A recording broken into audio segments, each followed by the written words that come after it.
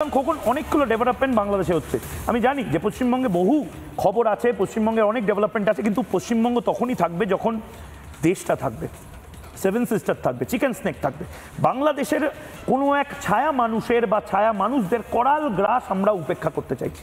মোহাম্মদ ইউনূসের এখন শপথটাই তো বেআইনি বলে একটা বড় সংখ্যক মানুষজন এবার বলছেন।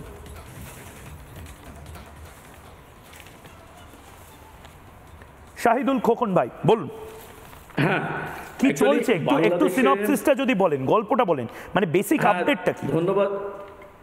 ধন্যবাদ ময়ূকদা। বাংলাদেশে যা ঘটছে, যা চলছে 2024-এর 5 আগস্ট থেকে, তা একদমই সংবিধান বিরোধী। সংবিধানের বাইরে একটি সরকার যে গঠিত হয়েছে, সেই সরকার কিন্তু আজকে যে বিষয়টি সামনে এসেছে, যে আদালতের যে বিষয়টি প্রধান বিচারপতি জাস্টিসকে রেখে, যে বিষয়টি সামনে এসেছে, জাস্টিসকে আটকে রেখে তারা একটি আদেশ বের করেছে, বলেছে আদালতের পরামর্শ অনুযায়ী সরকার গঠন করা হয়েছে। কিন্তু আদালতের পরামর্শ অনুযায়ী আদৌ সরকার গঠন করা হয়নি, কারণ প্রধান বিচারপতির পদত্যাগপত্র এখন পর্যন্ত কিন্তু বাংলাদেশ সরকার দেখাতে পারেনি, যেমনটি দেখাতে পারেনি শেখ হাসিনার পদত্যাগপত্র। সাবেক প্রধানমন্ত্রী, তার পদত্যাগপত্রটি কিন্তু দেখানো হয়নি। এবং বাংলাদেশের সংবিধান অনুযায়ী সংসদ ভেঙে দেওয়ার যে সিস্টেম, সেই সিস্টেমটাকেও কিন্তু ফলো করা হয়নি।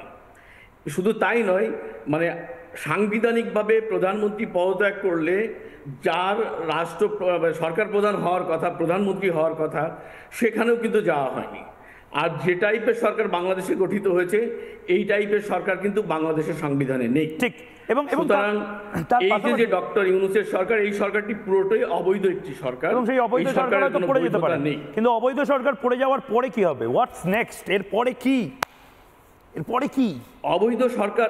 অবৈধ সরকার পড়ে যাওয়ার পরে বাংলাদেশে জরুরি সরকার ব্যবস্থার নিয়ম আছে। সংবিধান অনুযায়ী রাষ্ট্রপতি জরুরি অবস্থা জারি করতে পারেন, এবং যে বিষয়গুলোতে রাষ্ট্রপতি জরুরি অবস্থা জারি করতে পারেন, সেই বিষয়গুলো কিন্তু এখন বাংলাদেশের সামনে এসে হাজির হয়েছে। কিন্তু এই মুহূর্তে ময়ূক জবাব চায় বাংলাতে কয়েকটা সম্ভাবনা দেখাচ্ছে। আমি জানি বাংলাদেশের এই মুহূর্তে যাদের ছবি আমি দেখাচ্ছি, তারা প্রত্যেকে জবাব চায় বাংলাতে ময়ূককে দেখছেন।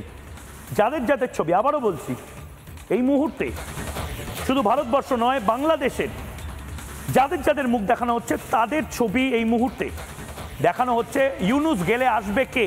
জেনারেল ওয়াকারুজ্জামান সেনাপ্রধান, শেখ হাসিনা আওয়ামী লীগ, তারেক রহমান বিএনপি, শফিকুর রহমান জামাত।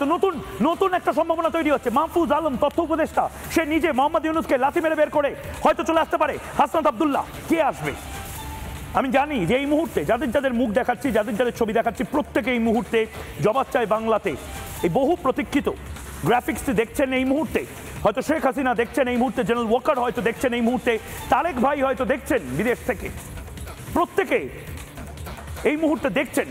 মাহফুজ আলম এই মুহূর্তে হয়তো ঢাকা থেকে দেখছেন জবাব চায় বাংলা। হাসনাত আব্দুল্লাহ দেখছেন, শফিকুর রহমান সাহেব জামাতের এই মুহূর্তে দেখছেন। প্রত্যেকের মনে হচ্ছে, প্রত্যেকে ইচ্ছা প্রকাশ করছেন, হ্যাঁ, মোহাম্মদ ইউনূস চলে গেলে আমি সরকারে আসব, আমি সরকার দখল করব। একদিকে জামাত চেষ্টা করছে, একদিকে হাসনাত। নানা ধরনের কন্টেন্ট দেখার জন্য লাইক করুন, শেয়ার করুন আমাদের ফেসবুক পেজ, সাবস্ক্রাইব করুন আমাদের ইউটিউব চ্যানেল। পাশাপাশি অন্যান্য ব্রেকিং নিউজের জন্য অবশ্যই চোখ রাখুন রিপাবলিক বাংলায়।